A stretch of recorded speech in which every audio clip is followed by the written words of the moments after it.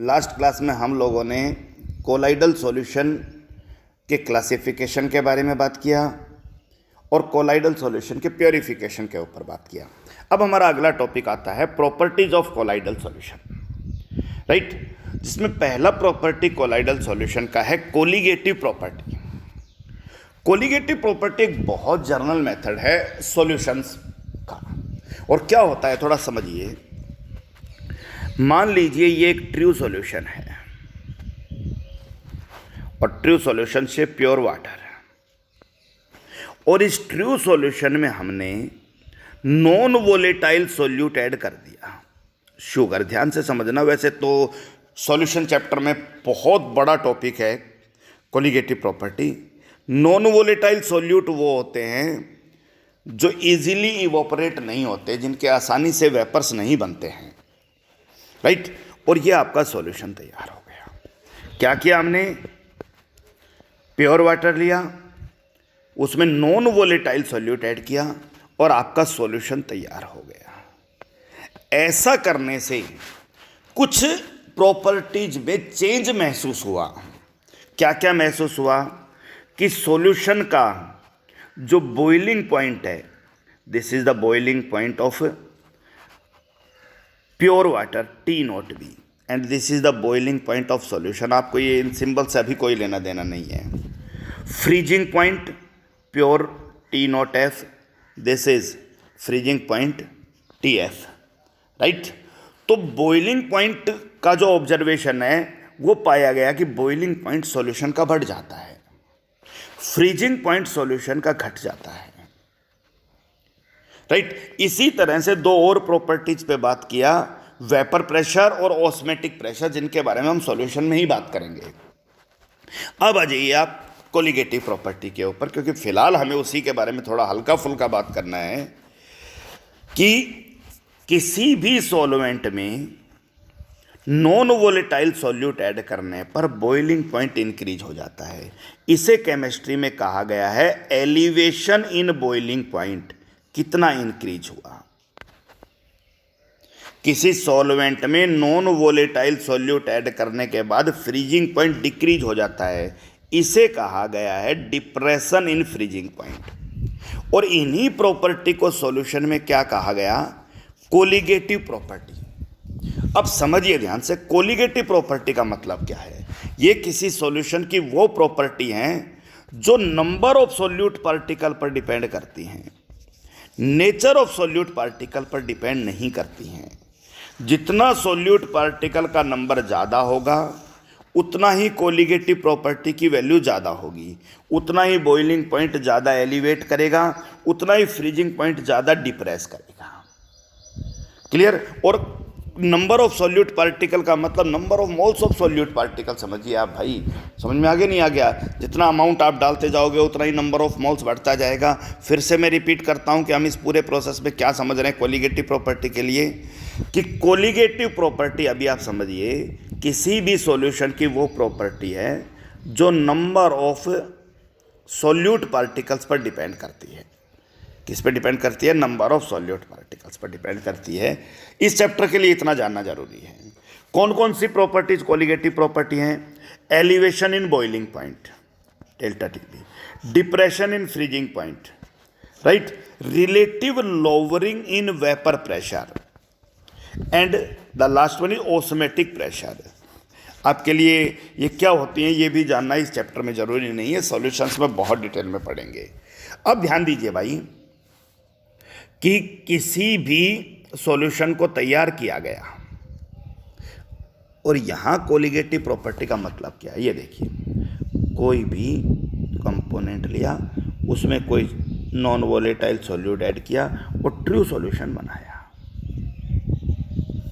दूसरी तरफ एक डिस्पर्जन मीडियम लिया, डिस्पर्ज्ड फेज डाला और कोलाइडल सॉल्यूशन बनाया। अब ध्यान दीजिएगा, वहाँ ट्रू सॉल्यूशन बनाया या कोलाइडल सॉल्यूशन। वहाँ जो डाला उसको सॉल्यूट का, और सॉल्यूट भी नॉन वोलेटाइल था। यहाँ जो डाला, जिसमें डाला उसे सॉल्वेंट का, सॉल्यूट को सॉल्वेंट में डाला, ट्रू सॉल्यूशन बनाया। डिस्पर्ज्ड फेज को डिस्पर्जन मीडियम में डाला, कोलाइडल सॉल्यूशन बनाया। क्लियर है? अब बात आती है ट्रू सॉल्यूशन जब बनाएंगे तो पार्टिकल का साइज छोटा होगा, इसलिए पार्टिकल के नंबर ज़्यादा होंगे, ज़्यादा पार्टिकल्स होंगे। जबकि कोलाइडल सॉल्यूशन जब बनाएंगे तो पार्टिकल का साइज कंपैरेटिवली बड़ा होगा। तो सीधा सा मामला है, उनके नंबर ऑफ पार्टिकल कम होंगे। नॉन वोलेटाइल सॉल्यूट डालने पर इसका भी बॉइलिंग पॉइंट बढ़ेगा और इसका भी बढ़ेगा, लेकिन इसका बॉइलिंग पॉइंट ज़्यादा बढ़ेगा क्योंकि मोर नंबर ऑफ पार्टिकल हैं, और colligative property depend he number of particles पर डिपेंड कर रही है, नंबर ऑफ सॉलिड पार्टिकल पर। और यहाँ भी बॉइलिंग पॉइंट बढ़ा, लेकिन उतना नहीं बढ़ा जितना आप एक्सपेक्ट कर रहे थे। क्यों भाई? क्योंकि नंबर ऑफ पार्टिकल साइज बड़ा होने की वजह से उनके नंबर क्या हैं? कम है यहाँ पर। दूसरी तरफ नॉन वोलेटाइल सॉल्यूट, और नॉन वोलेटाइल सॉल्यूट डालने पर फ्रीजिंग पॉइंट क्या हो जाता है? डिक्रीज हो जाता है। नॉन वोलेटाइल सॉल्यूट डालने पर तो सॉल्वेंट में नॉन वोलेटाइल सॉल्यूट डाला, फ्रीजिंग पॉइंट डिक्रीज हुआ। डिस्पर्जन मीडियम में डिस्पर्ज फेज डाला, फ्रीजिंग पॉइंट डिक्रीज हुआ। लेकिन और depression in freezing point colligative property है, वो यहाँ भी डिक्रीज हुई है, यहाँ भी चेंज हो आया है। लेकिन यहाँ पर चेंज ज़्यादा आएगा क्योंकि नंबर ऑफ पार्टिकल ज़्यादा है, यहाँ पर चेंज कम आएगा क्योंकि नंबर ऑफ पार्टिकल कम है। तो कोलिगेटिव प्रॉपर्टी वो प्रॉपर्टी है जो नंबर ऑफ पार्टिकल्स पर डिपेंड कर रही है। अब समझिए ध्यान से, यहाँ पर क्या लिखा है। कोलाइडल पार्टिकल का साइज थोड़ा बड़ा होता है, किसी को कोई डाउट नहीं है, राइट? तो number of particle in the colloidal solution is comparatively small, number कम होगा as compare to true solution, क्योंकि उतना ही सॉल्वेंट में ट्रू सॉल्यूशन जो है वो आपको पता है ज़्यादा बनाएंगे, और आपके कोलाइडल सॉल्यूशन जो है उनके नंबर कम हो जाएंगे, right? So has the value of colligative property, osmotic pressure, lowering in vapour pressure, depression in freezing point, elevation boiling point, ये स्मॉलर ऑर्डर की होंगी किसकी तुलना में? ट्रू सॉल्यूशन की तुलना में। अगर सेम कंसंट्रेशन रखी जाए, क्योंकि कंसंट्रेशन ज़्यादा कर दोगे तो इसके भी पार्टिकल बढ़ जाएंगे, फिर तो मामला अलग होगा। यानी सेम कंसंट्रेशन का वही बात है, solvent solute, dispersion medium, dispersed phase, डाला, ट्रू सॉल्यूशन बना, कोलाइडल सॉल्यूशन बना, राइट? नंबर ऑफ पार्टिकल ज़्यादा हैं, नंबर ऑफ पार्टिकल कम हैं, तो कोलिगेटिव प्रॉपर्टी की वैल्यू जहाँ नंबर ऑफ पार्टिकल ज़्यादा है वहाँ ज़्यादा होंगी। तो बॉइलिंग पॉइंट इस केस में भी बढ़ा और इस केस में भी बढ़ा, लेकिन यहाँ नंबर ऑफ पार्टिकल ज़्यादा है तो ज़्यादा बढ़ा, यहाँ पार्टिकल कम है तो कम बढ़ा। This is the part of colligative property. बाकी सॉल्यूशन में पढ़ेंगे, टेंशन ना लें। इस टॉपिक को लेकर बहुत बड़ा टॉपिक है, छोटा टॉपिक नहीं है, बहुत डिटेल में बात करेंगे हम। The next one is Tyndall effect. समझिए क्या कहता है ये कहानी, और बड़ा इंपॉर्टेंट है कलर को लेकर, कि अगर हम किसी ट्रू सॉल्यूशन को, ध्यान दीजिए, किसी ट्रू सॉल्यूशन को किसी ट्रांसपेरेंट कंटेनर में ले लेते हैं, जैसे ग्लास में ले लिया, राइट? तो होमोजीनियस सॉल्यूशन है, इसको हमने डार्क में रखा, ध्यान रखना कंडीशंस क्लियर होनी चाहिए, राइट? और इसको डायरेक्शन ऑफ लाइट से ऑब्जर्व किया गया, जिधर से लाइट डाल रहे उधर से ऑब्जर्व किया, लाइट डाला, right? It appears clear, clear का मतलब बिल्कुल पारदर्शी दिखाई देगा, clear. But when it is observed from a direction at right angle to the direction of light, light की डायरेक्शन के राइट एंगल्स पे देखा जाएगा तो ये परफेक्टली डार्क दिखाई देगा। किसी चीज़ का क्लियर दिखाई देना या किसी चीज़ का परफेक्टली डार्क दिखाई देना, आप एक बात समझ लीजिए कि स्कैटरिंग ऑफ लाइट नहीं हो रही है। आप लोगों ने 10th क्लास में पढ़ा है कि इवनिंग के टाइम जो सन है वो रेड दिखाई देता है, स्कैटरिंग ऑफ लाइट, बहुत सारे डस्ट पार्टिकल मौजूद हैं, हॉरिजेंटली पार्टिकल्स बहुत ज़्यादा हैं, स्कैटरिंग बहुत ज़्यादा होता है, राइट?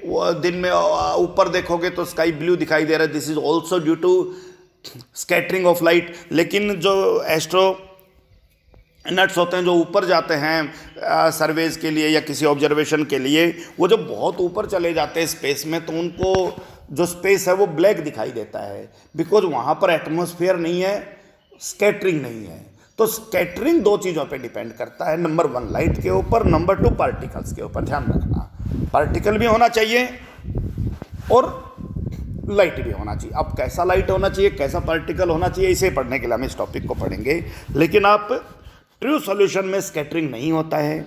आपने जब लाइट की डायरेक्शन में देखा तो क्लियर दिखाई दिया, आपने 90 डिग्री राइट एंगल पे देखा तो डार्क दिखाई दिया। लेकिन क्योंकि हमारा टॉपिक ट्रू सॉल्यूशन नहीं है, हमारा टॉपिक है कोलाइडल सॉल्यूशन, उसी पे बात करना है। तो आ जाते हैं मैदान में। कोलाइडल सॉल्यूशन क्या कहता है, समझिए ध्यान से, ट्रू सॉल्यूशन को छोड़िए आप। Colloidal solution viewed in the same way. अब कोलाइडल सॉल्यूशन को देखिए आप, ये कोलाइडल सॉल्यूशन है। आपने उसी तरह कोलाइडल सॉल्यूशन लिया, उसी तरह से डार्क बैकग्राउंड यूज किया आपने, right. May also appear reasonably clear. Clear का मतलब बिल्कुल साफ, और ट्रांसल्यूसेंट बिल्कुल पारदर्शी, by the transmitted light. Transmitted light की तरफ से देखा गया। ट्रांसमिटेड लाइट समझ रहे हो, जो ट्रांसमिट हो रही है, जो पास हो रही है।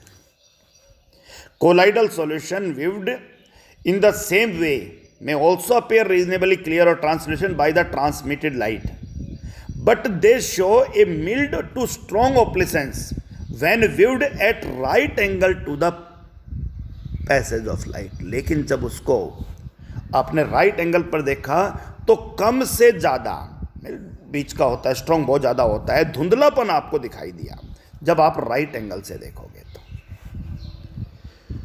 Right. The path of the light is illuminated, और इस लाइट का पाथ जो है वो आपको इल्यूमिनेट दिखाई देगा, राइट, बाय ब्लूइश लाइट।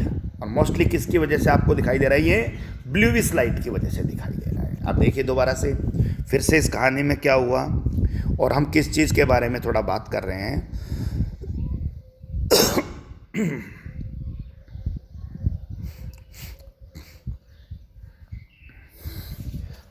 जब भी किसी कोलाइडल सॉल्यूशन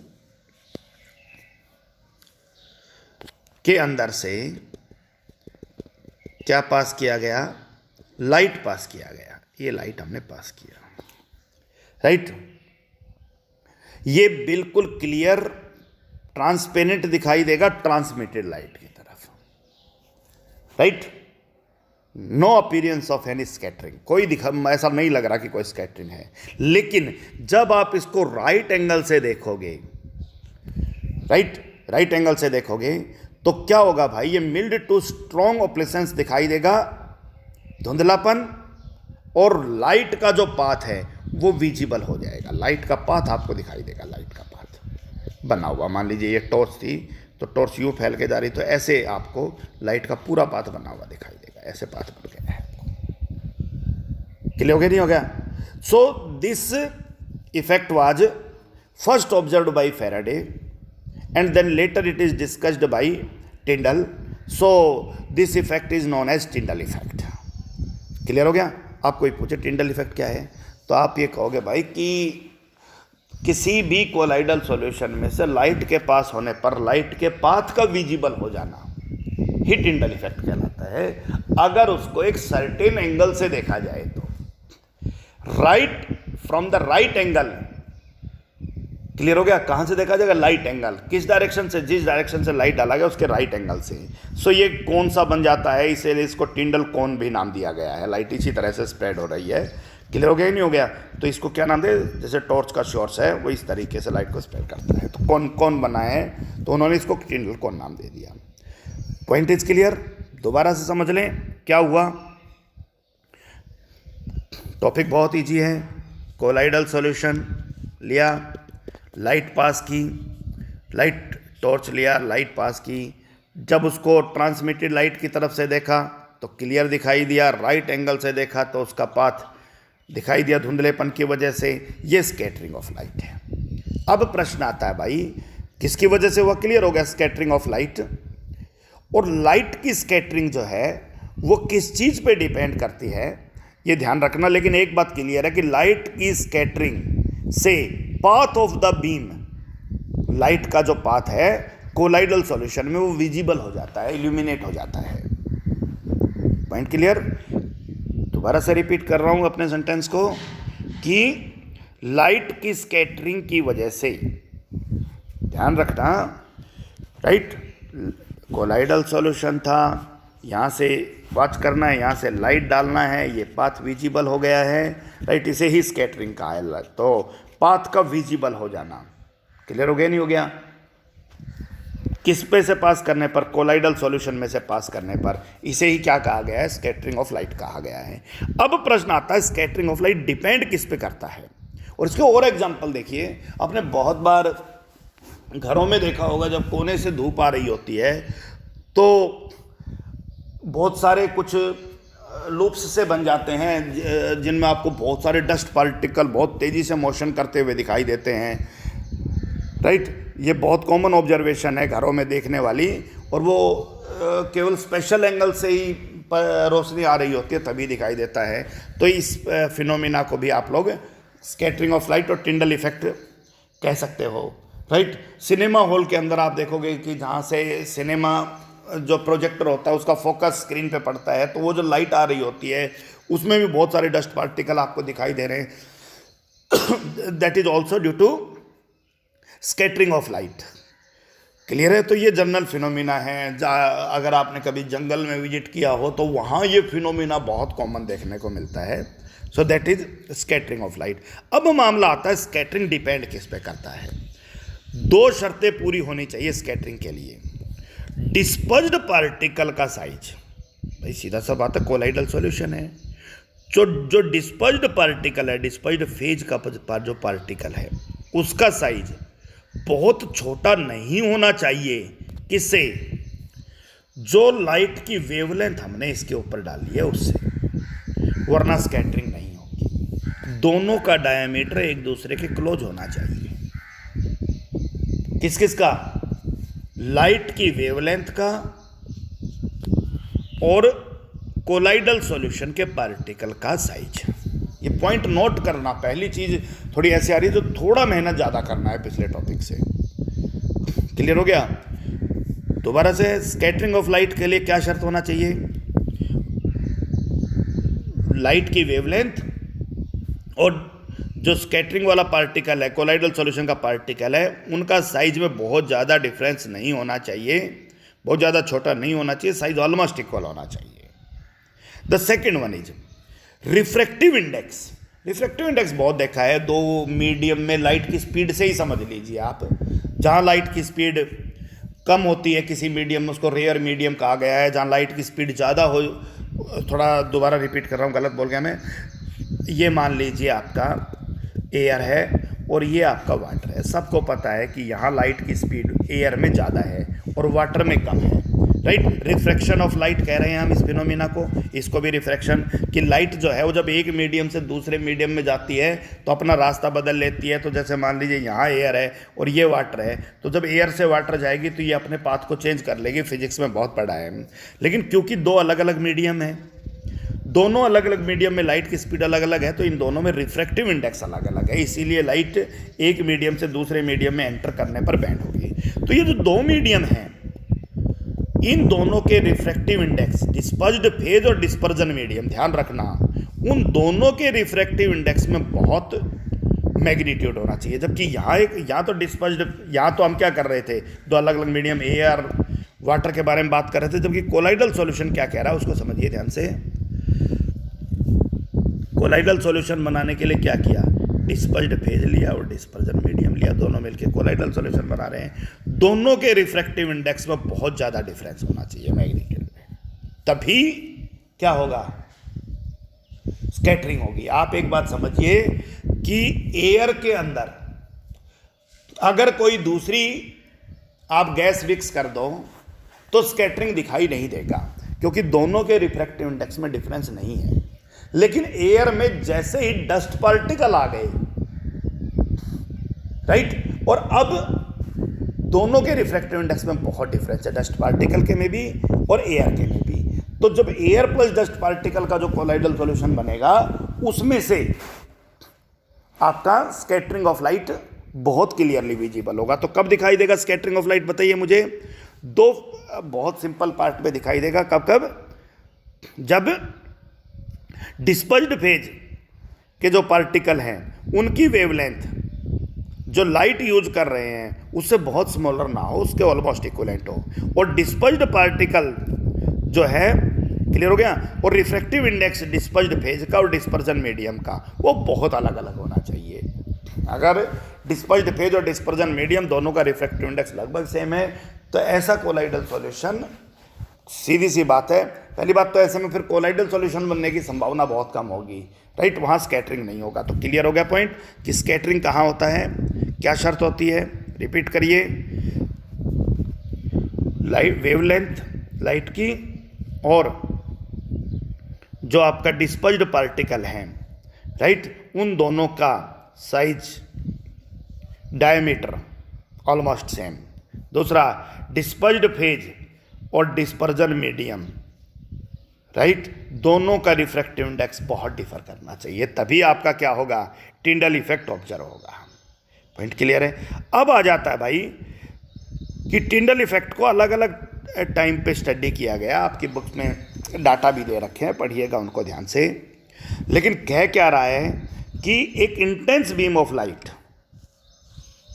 एक ग्लास वेसल के अंदर कोई कोलाइडल सॉल्यूशन लिया और एक intense beam of light pass की गई, ध्यान से समझना, intense beam of light pass की गई और उस इंटेंस बीम ऑफ लाइट को ऑब्जर्व किया गया with the help of microscope. मान लीजिए ये microscope at right angle to the beam, beam से राइट एंगल पर मान लीजिए हमने ऑब्जर्व किया, right. So individually colloidal particles appear as a bright stars. जो इंडिविजुअल कोलाइडल पार्टिकल हैं वो सारे के सारे ब्राइट स्टार्स की तरह दिखाई देंगे।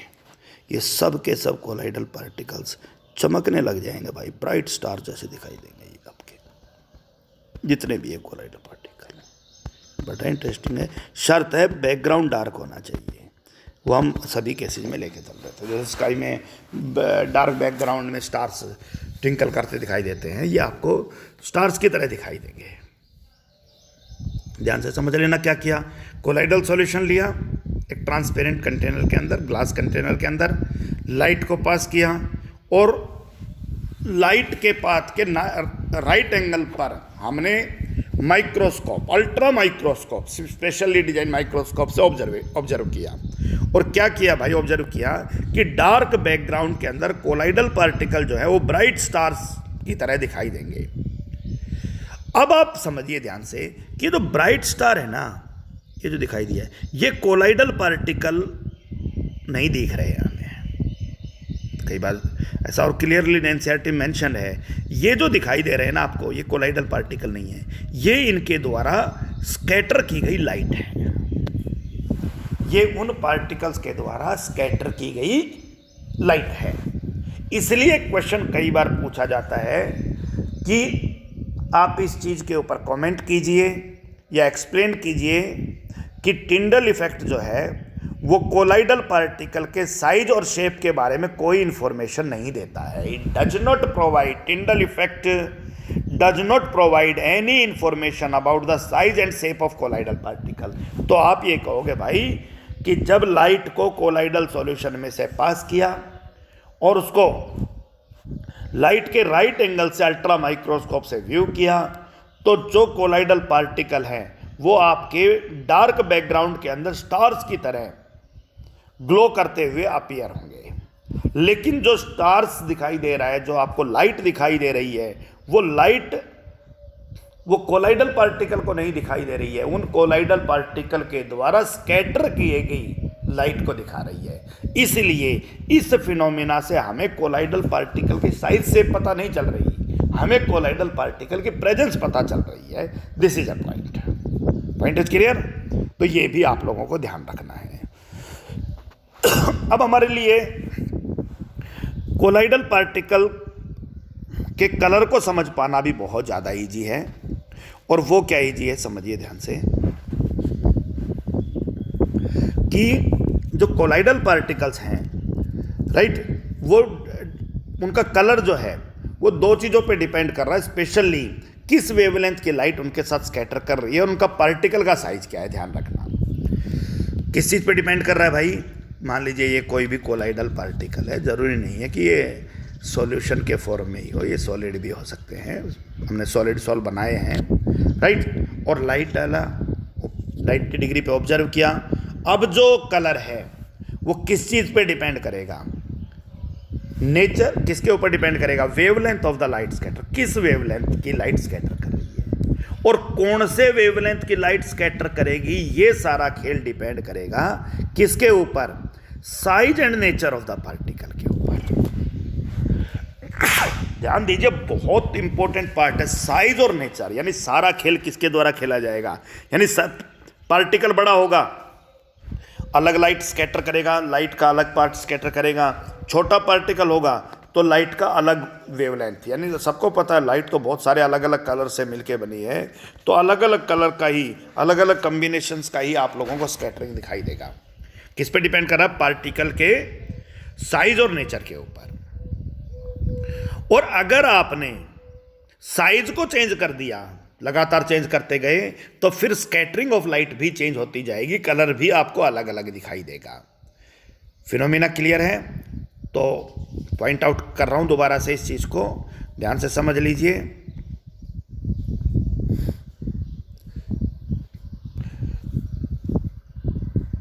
कि फिनोमिना क्या कहता है कि कोलाइडल पार्टिकल्स का कलर किस चीज़ पे डिपेंड करता है।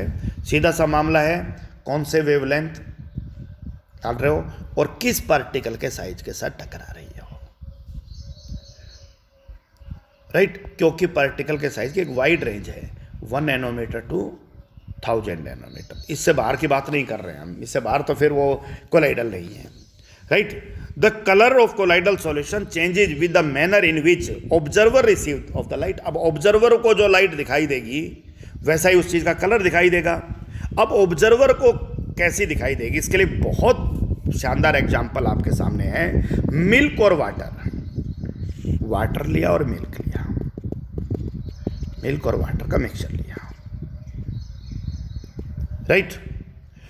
और इसमें से हमने लाइट पास की, मिल्क और वाटर के मिक्सचर में से ये ब्लू कलर का दिखाई देगा when viewed by the reflected light. अब यहां से डाला तो रिफ्लेक्शन तो इधर ही होगा, तो ये कह रहा है कि जब रिफ्लेक्टेड लाइट से व्यू करोगे तो ये आपको ब्लू कलर का दिखाई देगा। अरे रिफ्लेक्शन समझते हो, उसी डायरेक्शन में लाइट का बेंड होना, राइट। किसी भी पर्टिकुलर एंगल पर, वो अलग मामला है, वो सबको पता है, लॉ ऑफ रिफ्लेक्शन को फॉलो करेगा। And appeared red when see from transmitted light. और जब ट्रांसमिटेड लाइट में से देखोगे तो क्या होगा, वो आपको क्या दिखाई देगा? रेड दिखाई देगा। सीधा सा मामला है, यहां जिन पार्टिकल को स्कैटर किया उनमें और यहां तक जिनने कितने सारे पार्टिकल को स्कैटर किया उनकी संख्या में बहुत ज़्यादा डिफरेंस है। स्कैटरिंग बहुत ज़्यादा यहाँ हो रहा है, स्कैटरिंग यहाँ बहुत कम हो रहा है। दोनों देखिए, और इसीलिए वो अलग अलग वेवलेंथ के कलर के दिखाई दे रहे हैं। विबग्योर को समझिए, ये रेड है, समझ में आगे नहीं आ गया? जब मैक्सिमम में से पास किया, और यही कारण है कि आपको दिन के समय स्काई ब्लू दिखाई दे रहा है। क्यों दे रहा है भाई? क्योंकि दिन के समय हमारे और स्काई के बीच में जो एटमॉस्फेयर है उसमें पार्टिकल आप समझ लीजिए 2 किलोमीटर तक होंगे, डस्ट पार्टिकल 5 किलोमीटर तक होंगे, 10 किलोमीटर तक डस्ट पार्टिकल होंगे। कब? जब हम ऊपर की तरफ देखते हैं, स्काई की तरफ। क्लियर है? सन की तरफ, सन ऊपर होता है तब हमारा स्काई लगभग ब्लू दिखाई दे रहा है आपको।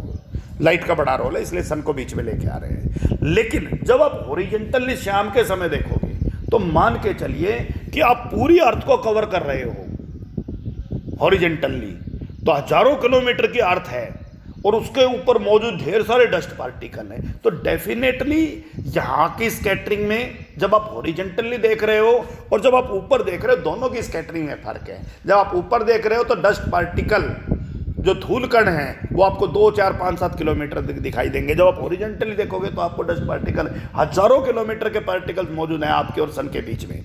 तो जो आपका शाम का समय होता है वहाँ आपको रेडिश चीज़ें दिखाई दे रही है, पूरा पोर्शन जो स्काई है वहाँ रेडिश दिखाई दे रहा है। और जो दोपहर का समय वहाँ आपको स्काई रेडिश नहीं दिखता है, वो आपको ब्लूइश दिखाई दे रहा है। तो वही फिनोमिना कि ब्लूइश किस पोर्शन पर दिख रहा है, आप देखिए ट्रांसमिटेड लाइट की तरफ देखा, और रेडिश जब आपने रिफ्लेक्टेड लाइट की तरफ देखा तो आपको क्या दिखाई दिया, ब्लू, और ट्रांसमिटेड लाइट की तरफ देखा तो आपको कैसा दिखाई दिया, red. This is a general phenomena. Point is clear. तो इसको भी अच्छे से अपने नोट्स बनाइएगा, अच्छे से पॉइंट को लिख लीजिएगा, 2-3 बार एक दूसरे को बताइएगा, याद रह जाएंगे, कोई दिक्कत वाली बात नहीं है। अगला मामला, गोल्ड की सोल, जैसे आपने बनाया भी था पिछले में, AuCl3 HCHO में से पास किया वाटर के प्रेजेंस में, गोल्ड का सोल बना।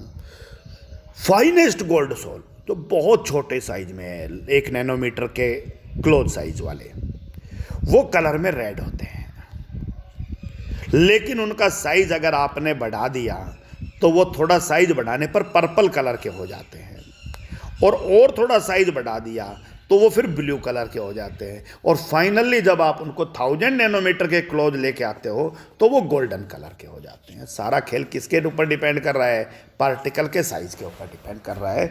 तो ये खेल आप बहुत इंपॉर्टेंट है आपके लिए, अच्छे से समझिए इस पूरी कहानी को और पॉइंट आउट कीजिए, नोट कीजिए। क्लियर है मामला। सो ये आपके लिए एक टॉपिक है। अब मामला आ जाता है एक बहुत छोटा सा टॉपिक, कोलाइडल पार्टिकल जो है वो ट्रू सॉल्यूशन के पार्टिकल की तरह ही लगातार जिगजैग मोशन में होते हैं। सस्पेंशन के पार्टिकल के साथ मैं तुलना कर रहा हूं। सस्पेंशन का पार्टिकल मूव करता है थोड़ा स्लो स्पीड से, पानी में रेत है, थोड़ा स्लो स्पीड से, और ग्रेविटी की इन्फ्लुएंस की वजह से सेटल डाउन हो जाता है। इसलिए थोड़ी देर बाद सस्पेंशन के दोनों मीडियम अलग अलग हो गए हैं, रेत नीचे बैठ गया और पानी आपका अलग रह गया है।